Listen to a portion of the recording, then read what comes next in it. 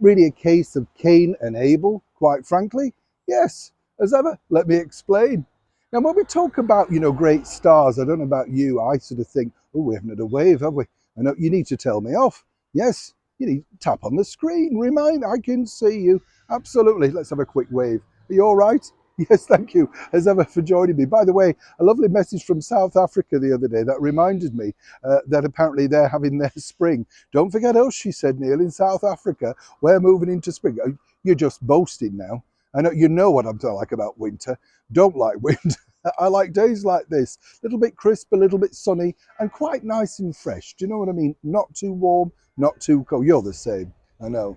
Yeah, what do you mean? You're off to bed now. Get on with it. Yes, well, I will, because this particular story is all about a very good friend of mine, the brilliant Sir Michael Caine, who's announced that he's going to be retiring from acting. Quite frankly, he says people don't need leading men at the ages of 90. What's interesting about this story is simply this, you see, because Michael is, he would say himself, a very lucky person. He broke into acting. People don't realize this.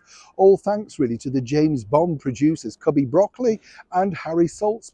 They came up with the Harry Palmer films, which were incredibly successful. And so Michael told me that actually the deal was done at a very famous restaurant in London called Le Ambassadeur. And apparently it was one of those sort of places in the 60s that Harry Saltzman liked to take you to and literally sort of wine and dine you until you agreed to the mega deal. The deals came thick and fast. And of course, well, how shall we put it nicely? Basically, the success came, as he said, without really trying. Mega movies like Zulu, Alfie, all of that sort of stuff. Now, what was interesting about Michael is he told me he couldn't quite believe it because he was in the latter part of the golden era of Hollywood. You see, in the Italian Job, as he pointed out, he got to act with some wonderful people, including Sir Noel Coward, one of his very last, I think, if not last, film appearances. He said all the dreams were coming true, and it seemed to come to him quite easy. I mean, when you think about it, incredible. And as he also said, he was just lucky because he came into the movies at the right time when the right stories, where people still crafted a film script.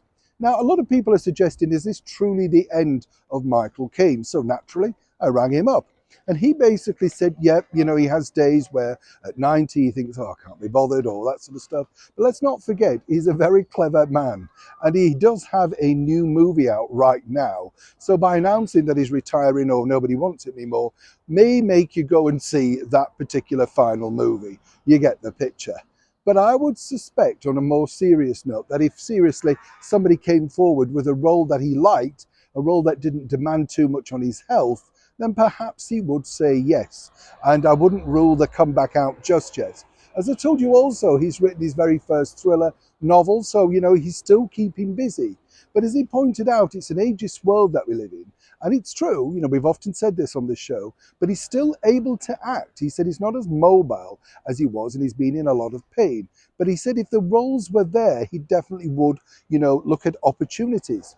I think the problem that he basically said is the golden era has really gone for good. And when you think about it, it's all reality TV shows and chat shows. He's looking for something that would stimulate him as an actor. And more importantly, as he says, the audience is king. He's always wondered, would I pay to sit and see this particular movie in a cinema? And I think as an actor, that's a very good way to look at your product. You not agree? And I would say that somebody like Sir Michael Caine has definitely picked some great things that we've all been willing to sit and pay and see inside a cinema. It would be a terrible shame if this king of the golden age of Hollywood, the latter part, as he would agree, decided never to grace our screens again. So let's just hope that something, somehow, could change his mind.